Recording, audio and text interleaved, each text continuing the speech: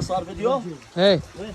اللهم صل على محمد وآل محمد. احنا اليوم من الواجب بجزيرة الأنبار مع المقدم الركن مسعود أزرق وباقي الضباط الأبطال وباقي المقاتلين الأبطال والحشد الأبطال. هذه تسمى قنطرة الإمام علي عليه السلام. هذا ضربة سيف الإمام علي عليه السلام. هذا الشق ضربة سيف الإمام علي عليه السلام ومنها يجري المي. هاي الرجل قربوا الفيديو.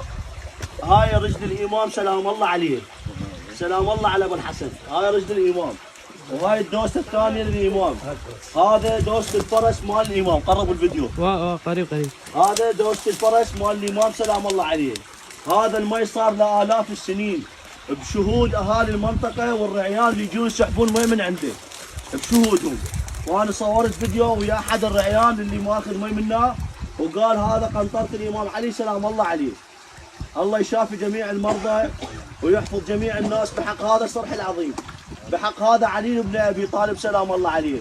هذه احد معجزات الامام علي عليه السلام.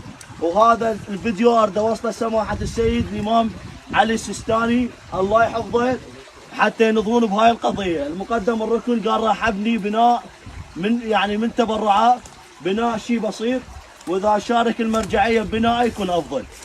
سلام الله عليك يا ابا الحسن.